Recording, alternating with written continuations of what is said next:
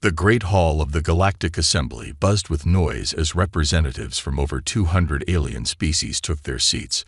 Today they would decide the fate of a newly discovered planet called Earth. Commander Vexthul, a tall reptilian with dark scales and yellow eyes, stepped up to the speaker's platform. His claws clicked against the metal as he loaded his presentation.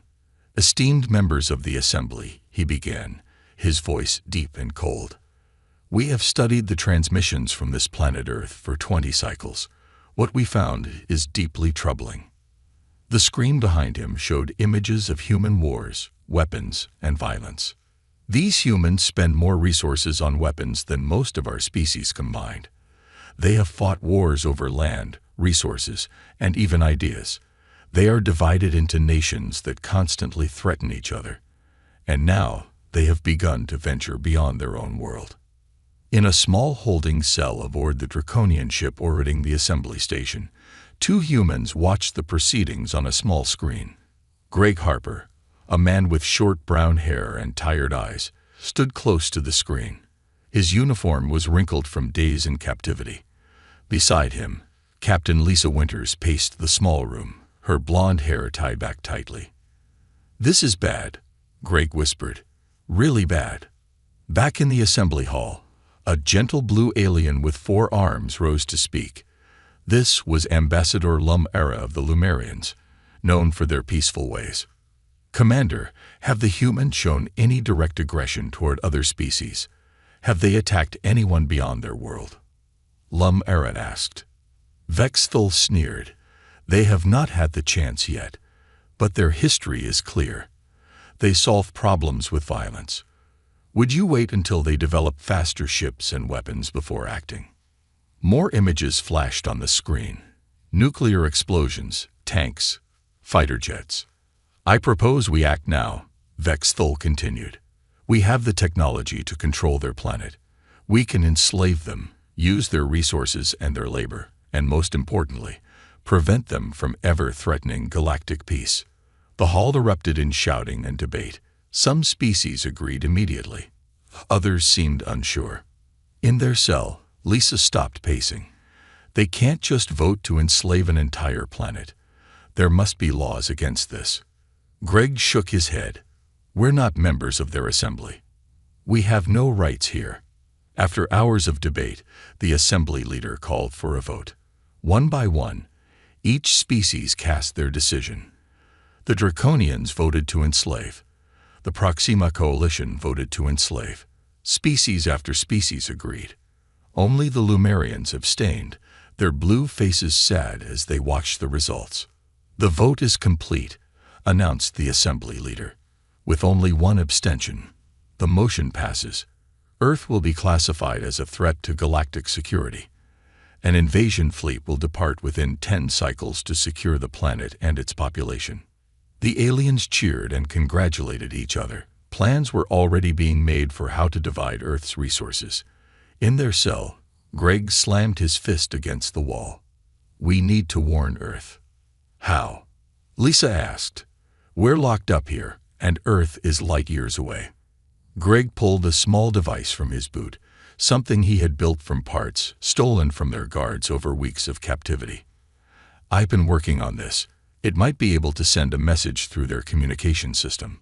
Lisa looked at the door. "The guard will be back soon. We need to move now." Greg nodded and began working with the device, connecting it to a panel near their cell door. After a tense minute, the door slid open. They moved quickly through the corridors, avoiding patrols. They found the communication room unguarded. All the crew was celebrating the vote. Lisa stood watch while Greg worked frantically at the controls. "Sending now," he whispered.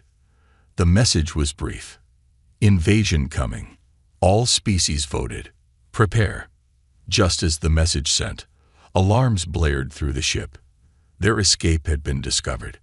Heavy footsteps approached the communication room. Greg and Lisa looked at each other, knowing they would be caught. But they had done what they could. Earth had been warned. The United Nations Security Council room was silent after the message played. 12 men and women sat around the large table, their faces pale with shock. The warning from Greg and Lisa had reached Earth, and now they had to decide what to do. General Alan Mitchell stood up. He was tall with gray hair and a stern face. His uniform bore many medals from years of service. "We have confirmed this is not a joke," he said. "Our deep space monitors have detected large ships moving toward our solar system. We have 10 days at most before they arrive." A woman with short black hair spoke next. "What options do we have, General? Our space defense consists of a few satellites. We have nothing that could stop an alien invasion." Ellen looked at her. "That's not entirely true, Director Reynolds. It's time to activate Project Thunderbolt." Gasps filled the room. Most of the people there had never heard of Project Thunderbolt. Catherine Reynolds nodded slowly. "I was hoping we would have more time to test the systems." Ellen pressed a button, and a 3D map of Earth appeared above the table. "For the past 50 years, we have been reverse engineering technology from crashed alien ships. In secret, we built defense systems and hid them around the planet. Points of light appeared on the map, in mountains, under oceans, and hidden in plain sight in major cities. We need to call in our best scientists to activate these systems," Catherine said.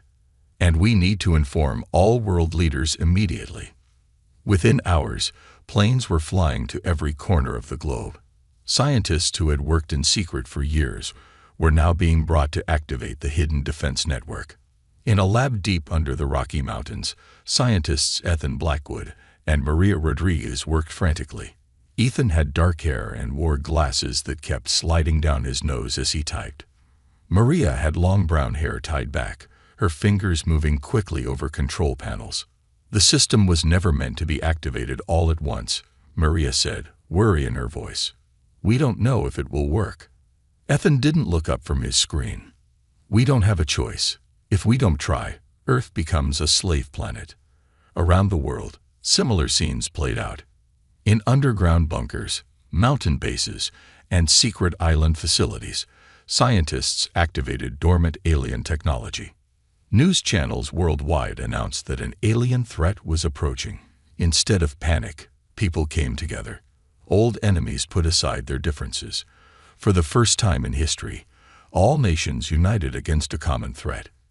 In space, the alien fleet moved closer. Admiral Skrull stood on the bridge of his massive ship, looking at the blue planet on his screen. "Prepare the electromagnetic pulse weapons," he ordered. "Their primitive technology will fall in seconds." Behind him, Commander Vexful smiled. The assembly was right to vote as it did. These humans will make excellent slaves. Back on Earth, the final preparations were complete. Ethan and Maria stood in the control room with General Allen and Director Catherine. "All systems are online," Maria reported. "The shield is ready." Ellen looked at the large screen showing the approaching fleet. They have no idea what's waiting for them. The alien ships entered Earth's orbit, spreading out to surround the planet. On each ship, weapons powered up, weapons that had conquered dozens of worlds before. Admiral Skrull gave the order. "Fire the first wave."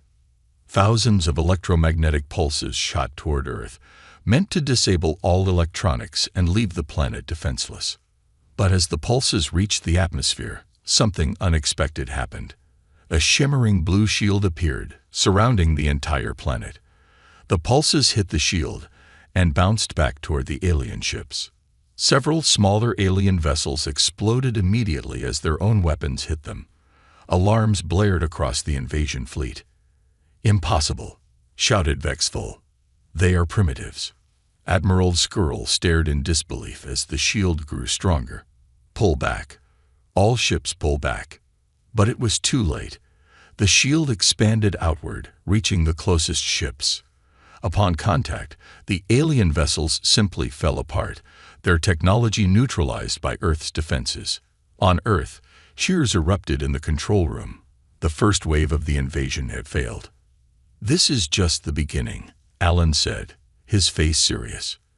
"They'll be back with more ships and different weapons. But now they know. Earth will not be enslaved easily." Admiral Skrull paced the bridge of his damaged flagship. Half of the invasion fleet was destroyed or disabled. The remaining ships had pulled back to the far side of Earth's moon to regroup. How did they do this? He demanded. Our reports said they had no advanced defense technology. Commander Vexthol's scales had paled with anger. Someone has helped them. This shield technology is similar to what the Arcturians use. A junior officer approached with a report. Sir, we've detected energy signatures around the planet. They have orbital platforms we didn't see before.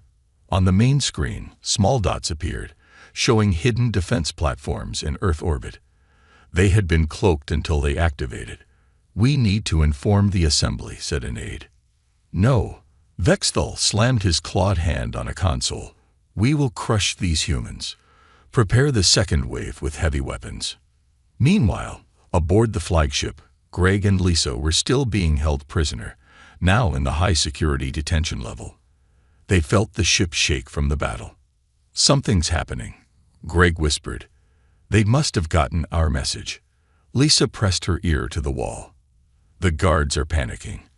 I think Earth is fighting back. Greg smiled for the first time in days. Then we need to help. If we can access a terminal, we might be able to disrupt their systems from here.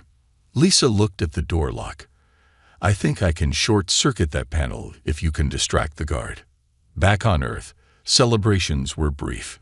In the Mountain Command Center, Maria watched as new alien ships moved into position. They're coming back, she said. And they've adapted their approach. Ethan nodded, his fingers flying over the controls. The shield held, but it used a lot of power. We need to activate the second phase defenses. General Allen turned to Director Catherine. It's time for the orbital platforms. Catherine pressed her palm against a scanner. Activating orbital defense network now. Around Earth, dozens of satellites that had appeared to be normal communication or weather stations transformed. Panels opened, revealing weapons systems based on alien technology. As the second wave of invasion ships approached, Earth's orbital platforms fired. Beams of energy shot out, slicing through the hulls of several alien ships. Admiral Skrull watched in horror as more of his fleet was destroyed. How is this possible? These humans were supposed to be primitive. On the detention level, Greg had managed to fake a medical emergency. When the guard entered their cell, Lisa struck him from behind. They dragged the unconscious guard inside and took his key card and weapon.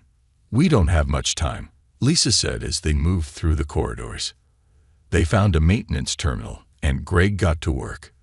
If I can access their weapons systems, I might be able to create a feedback loop. Lisa stood guard, the alien weapon ready. Hurry, I hear footsteps. In Earth orbit, the battle continued. The alien ships had begun firing massive energy weapons at the planet. The shield flickered under the assault. In the command center, Maria reported, shield strength down to 60%. We can't take much more of this. Ethan looked up from his station. The orbital platforms are doing damage, but there are too many ships. Then suddenly, 3 of the largest alien ships began to drift off course. Their weapons powered down, and their engines failed. What's happening? Ellen asked. On the screens, they could see confusion in the alien fleet. Ships were colliding as some lost control. Aboard the flagship, Greg finished his work at the terminal. Done. I've disabled the targeting systems on several ships and created a virus in their network. Alarms blared throughout the ship. Lisa pulled Greg away from the terminal. Time to go. We need to find an escape pod. As they ran, they heard Admiral Skrull's voice over the ship's speakers. All ships, retreat. Pull back beyond the moon. We need to regroup and reassess. The alien fleet began to withdraw, leaving behind damaged and disabled ships. In the command center on Earth, cheers erupted again. We did it, Catherine said, relief in her voice. We drove them back. Ellen shook his head. This is just round 2. They'll be back with a larger force. But now they know something important. What's that? Maria asked. Ellen looked at the screens showing the retreating alien ships. They know that Earth will not surrender. We will not be enslaved. The Galactic Assembly was in chaos. Representatives shouted over each other as news of the failed invasion spread. Commander Vexthal stood before them, trying to explain. It was only a temporary setback, he insisted. The humans have some advanced technology, but they cannot stand against our full might. A tall, thin alien with purple skin stood up. You said they were primitives. You convinced us to vote for enslavement based on false information. Vexthal's scales darkened with anger. I did not lie. They must have had help. Perhaps the Lumerians warned them despite their abstention. Ambassador Lumera rose gracefully. We did no such thing. We simply chose not to participate in an unjust action. Far from the assembly, Admiral Skrull had gathered the remains of his fleet behind Earth's moon. His ships were damaged, and his crew was afraid. This was not the easy victory they had expected. In a secure room aboard his flagship, Skrull personally interrogated Greg and Lisa. They had been captured while trying to reach an escape pod. How did your planet develop such advanced defenses? Skrull demanded. Who helped you? Greg, bruised from rough handling, looked the Admiral in the eye. No one helped us. Humans have always prepared for the worst. Skrull slammed his fist on the table. Impossible. The shield technology, the orbital weapons, these are beyond your capabilities. Lisa spoke up. You don't understand humans. Our entire history is warfare and innovation. We've spent thousands of years fighting each other, improving our weapons and defenses. When we learned we weren't alone in the universe, Greg added, we didn't celebrate. We prepared. Back on Earth, scientists Ethan and Maria worked on the next phase of Earth's defenses. In a lab filled with strange equipment, Maria held up a small container. The nanites are ready, she said. Once released, they'll target alien technology and dismantle it. Ethan looked concerned. Are we sure we can control them? These are more advanced than anything we've tested. Maria nodded. They're programmed to recognize Earth technology as friendly. Everything else is fair game. In orbit around Earth, small satellites began releasing clouds of tiny machines, invisible to the naked eye. The nanites spread out, moving toward the alien fleet's hiding place. At the United Nations, General Allen briefed world leaders on the situation. The aliens are regrouping, but they'll be back. We need to prepare for a larger attack. A woman stood up from the audience. What about the assembly that voted to enslave us? Can we appeal to them? Allen shook his head. Our diplomats tried that before. They were kidnapped instead. The only language these aliens understand is force. Meanwhile, a small Earth ship quietly launched from a hidden base. Inside were 6 soldiers led by Major Daniel Crawford, a man with a scared face and steady hands. Their mission: infiltrate the alien flagship and gather intelligence. We have one advantage, Daniel told his team as they approached the dark side of the moon. They don't expect us to take the fight to them. Their ship was small and used stealth technology reverse-engineered from alien craft. They slipped past the damaged fleet unnoticed. On the flagship, Admiral Skrull and Commander Vexthal argued about their next move. We should call for reinforcements, Skrull said. These humans are more dangerous than we thought. Vexthal hissed in disagreement. No. If we show weakness, the Assembly will question our leadership. We must attack now with biological weapons. Biological weapons? Against a planet we intend to use. Skrull was shocked. We can cure the survivors, Vexthal said coldly. There will be enough left to work as slaves. Unknown to them, Earth's nanites had reached their fleet. The tiny machines began their work, infiltrating ships through air vents and maintenance hatches. Inside, they targeted weapons systems first. As Vexthal prepared to launch the third attack, Daniel's team attached their ship to the flagship's hull. Using cutting tools, they created an entrance and slipped inside. Remember, Daniel whispered to his team, our goal is the central database. We need to know everything about their plans and weaknesses. The humans moved silently through the ship, their path cleared by the confusion caused by failing systems as nanites spread throughout the fleet. Earth was no longer just defending. Now they were taking the fight to the enemy. Commander Vexthul ordered the launch of biological weapons against Earth. Large missiles left the alien ships, heading toward the blue planet. Each contained deadly viruses designed to kill millions while leaving infrastructure intact.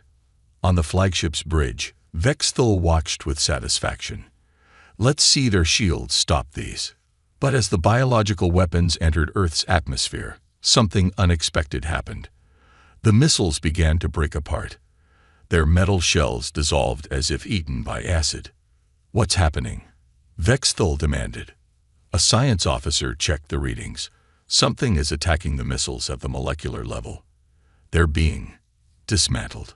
The biological weapons never reached their targets. Instead, they dissolved into harmless dust. In Earth's Defense Command Center, Maria watched her screens with amazement. The nanites worked. They identified the biological weapons and neutralized them. Ethan studied the data coming in. But they're doing more than we programmed. They're learning and adapting. Maria zoomed in on an image. Look at this. The nanites are developing new attack patterns. They're evolving beyond our instructions. General Allen looked concerned. Is that dangerous for us? Not yet, Maria replied. They still recognize Earth technology as friendly, but they're becoming more intelligent. Aboard the alien flagship, Major Daniel and his team moved silently through service corridors. They wore special suits that masked their heat signatures from alien sensors. We're approaching the prison section, Daniel whispered to his team. According to intel, that's where they're holding our diplomats. They found Greg and Lisa in a cell, both looking tired but unbroken. Daniel's team quickly disabled the lock. Who are you? Greg asked as the door slid open. Major Daniel Crawford, Earth Special Forces. We're here to get you out and gather intelligence. Lisa stood up quickly. There's more than that. We've learned why they want Earth so badly. Tell me on the way, Daniel said. We need to reach their central database. As they moved through the ship, Lisa explained, Earth sits on a nexus of natural wormhole junctions. Most species need to travel for years between stars, but with control of Earth, they could move instantly across the galaxy. So we're not just labor to them, one of Daniel's team said. We're sitting on prime real estate.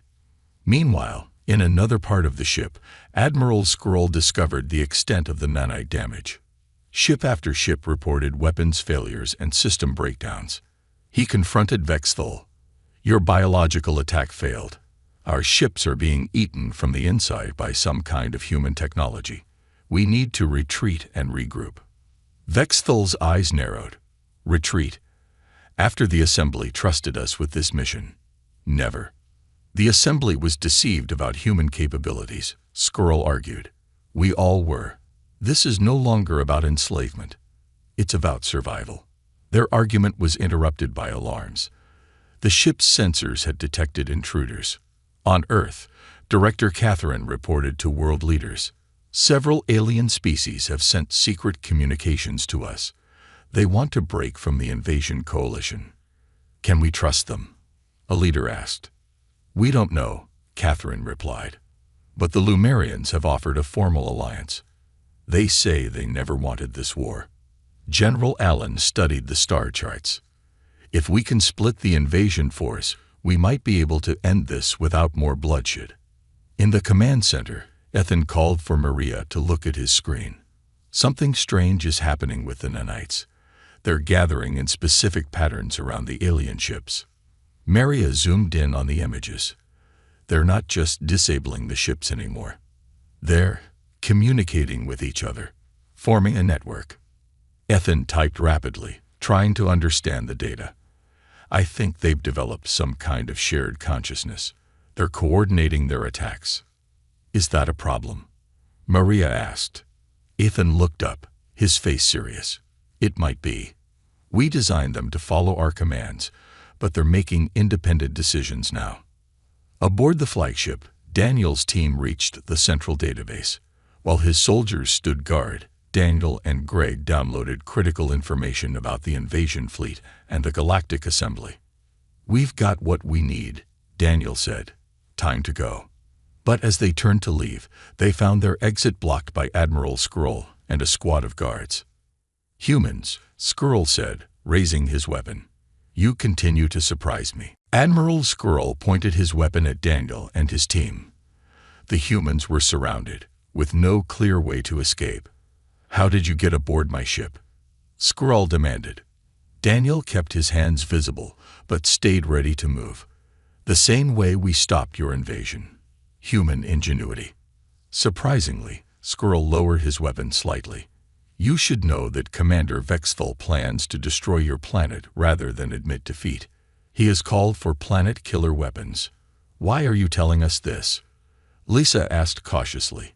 "Because this invasion was built on lies," Skrull replied. "The Assembly was not told the full truth about humans. And now many of my people will die for those lies." A loud explosion rocked the ship. Alarms blared throughout the corridors. "What was that?" Greg asked. Skrull checked a screen on his wrist. "Vexthal's forces are attacking mine. The invasion fleet is turning against itself."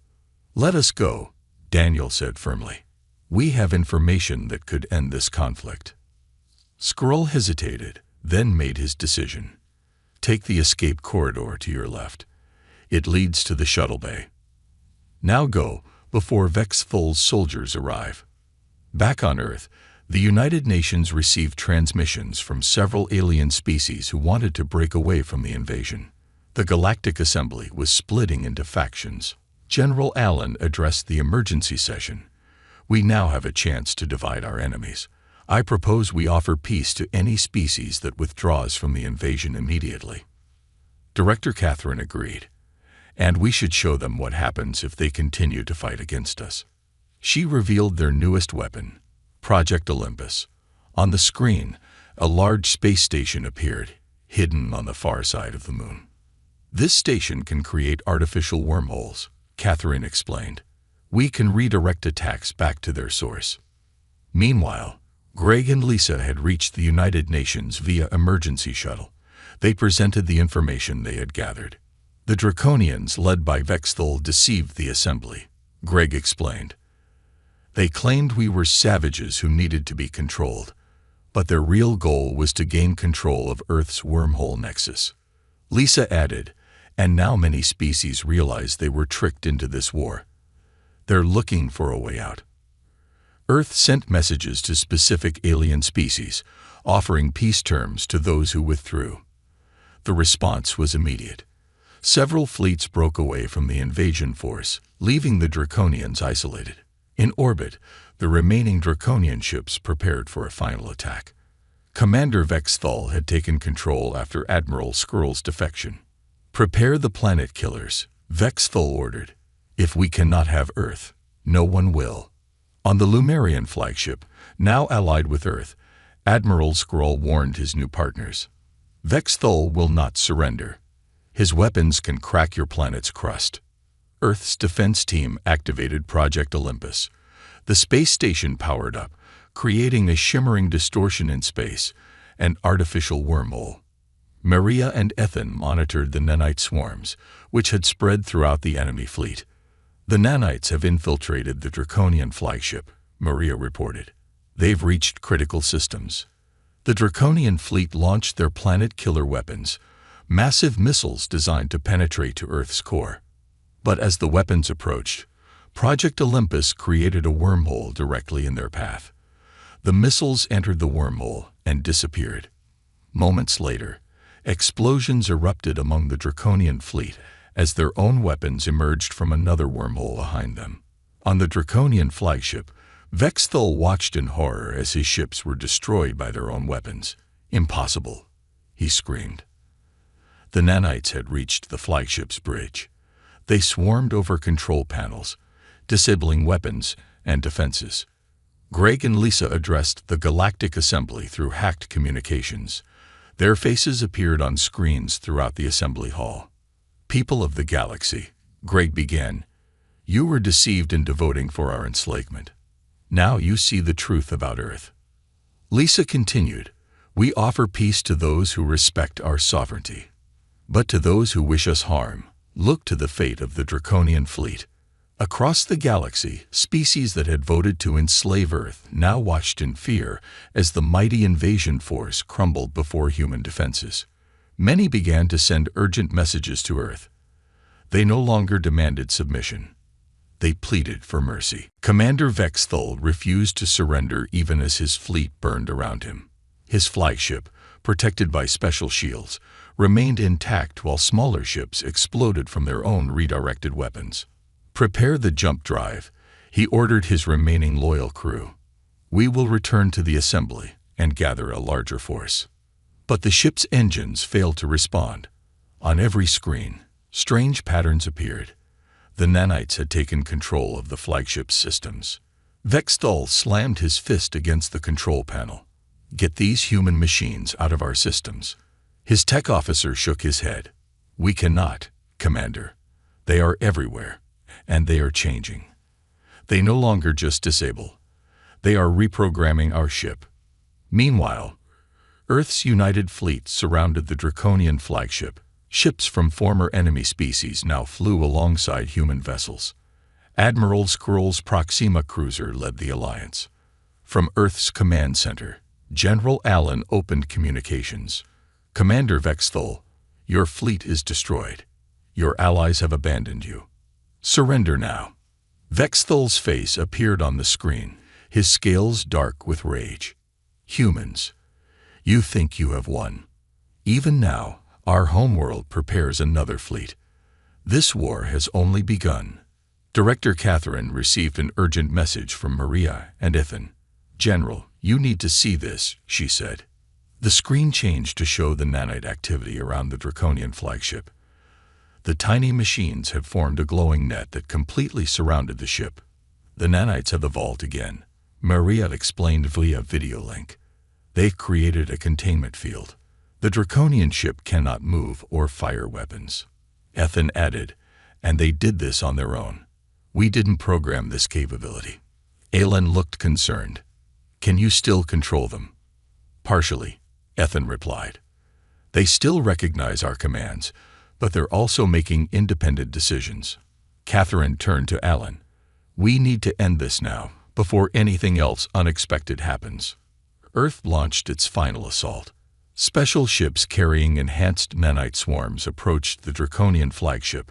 Unlike the earlier nanites, these were programmed with one specific mission: disable all life support systems except in the bridge.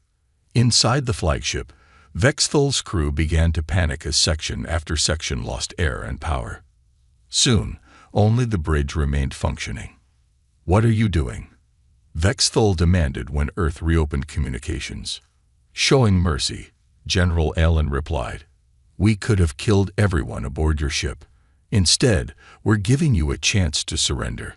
On Earth, the United Nations chamber was filled with representatives from around the world.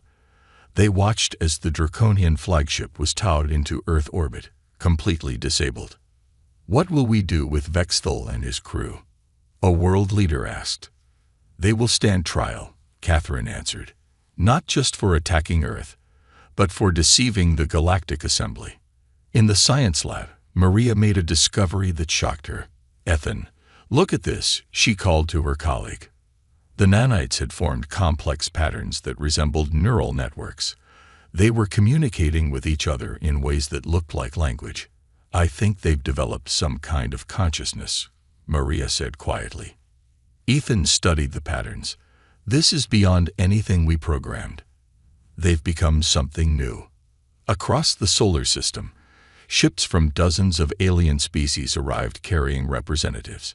Each one had come to personally apologize to Earth and offer peace treaties. The Lumerian ambassador Lum-Era was the first to address the United Nations. We always opposed the enslavement vote, she said. Now we wish to be the first to recognize Earth as a sovereign power in the galaxy. Admiral Skrull spoke next. The Assembly was wrong about humans. We saw your weapons and feared you. We should have feared your mercy more. Around Earth, The nanite swarms continued to evolve and grow. They formed protective screens around the planet, monitoring for any new threats. Major Daniel led the team that boarded the Draconian flagship to arrest Commander Vexthul. They found him alone on the bridge, his crew having abandoned him. "Commander Vexthul," Daniel announced, "by the authority of Earth and its allies, you are under arrest for war crimes against humanity." Vexthul looked up, his once proud posture now broken. "How?" he asked simply. "How did primitives defeat the greatest fleet in the galaxy?" Daniel smiled slightly. "You should have checked your history books. Humans have been preparing for this day since we first looked at the stars." 1 month after the failed invasion, the Galactic Assembly gathered for a historic session. For the first time, representatives from Earth were present. Greg and Lisa stood tall as they entered the Grand Hall, now as official ambassadors rather than prisoners. The Assembly leader, a wise old being from a species known as the Elders, opened the session. "Today we welcome Earth to the galactic community, not as a conquered world, but as a respected new member." Around the hall, representatives from over 200 species watched. Many looked ashamed. Others seemed afraid. They had all voted to enslave humanity, and now they sought forgiveness. Commander Vexthul was brought in wearing restraints. His trial had ended with a conviction for war crimes and deception. He would spend the rest of his life in prison. As Vexthul passed Greg and Lisa, he hissed, "You should be grateful. Without my vote to enslave Earth, you would never have discovered your true strength." Lisa smiled coldly. "Without your vote, thousands wouldn't have died. Remember that in your cell." On Earth, celebrations continued worldwide. The planet was united as never before. Old enemies had become allies against a common threat, and those alliances remained strong in peace. In the mountain laboratory, Maria and Ethan made their report to General Allen and Director Catherine. "The nanites have stabilized," Maria explained. "They've formed a collective intelligence that communicates with us." "Are they dangerous?" Ellen asked. Ethan shook his head. "They want to protect Earth. That's still their core programming. But they're also curious. They want to learn." Catherine looked thoughtful. "So we have a new form of life, born from our technology." "Yes," Maria agreed. "And they've asked for rights and recognition." At the assembly, Greg presented Earth's proposal for a new galactic charter. "We believe all species should have the right to self-determination," he said. "No more votes to enslave others. No more invasions based on fear." The charter included protections for developing worlds and required truthful information before any assembly vote. Most importantly, it banned slavery throughout the galaxy. Many species quickly supported the charter. Others hesitated, but eventually agreed when Earth demonstrated its new defensive capabilities. A fleet of ships protected by nanite swarms and armed with wormhole technology. Admiral Skrull, now leading a reformed Proxima coalition, approached the Earth ambassadors after the session. "My people wish to form an alliance with Earth," he said. "We have much to learn from humans." "And we have much to learn from you," Lisa replied. "Alliance is better than conquest." Back on Earth, Major Daniel stood before a memorial wall. On it were the names of those who died defending Earth during the invasion. Though Earth had won, the victory came with a heavy price. A ship landed nearby, carrying Ambassador Lamera. She walked slowly to stand beside Daniel. "We mourn your losses," she said softly. "Thank you," Daniel replied. "But we also celebrate our survival and our new place in the galaxy." In orbit around Earth, ships from 100 worlds formed a protective circle. Once, they had come to conquer. Now they came to honor and protect. The Nanite Collective had created a unique vessel that hovered above Earth's atmosphere. It served as both guardian and observer, watching for any threat to its human creators. Director Catherine visited the vessel, communicating with the Nanite consciousness. "What will you do now?" she asked.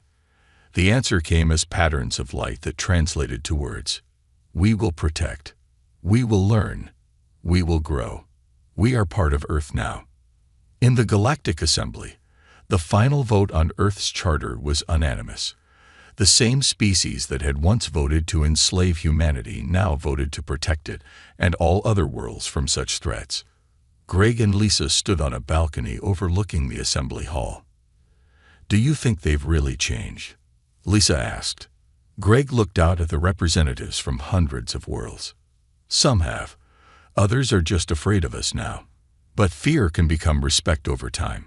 And what about humanity? Have we changed?" Greg smiled. "We've always been explorers and fighters. Now the galaxy knows it. We won't be the ones pleading for mercy again." As he spoke, Earth ships prepared to journey beyond the solar system for the first time. Humanity was ready to take its place among the stars, not as slaves, but as equals, perhaps someday as leaders.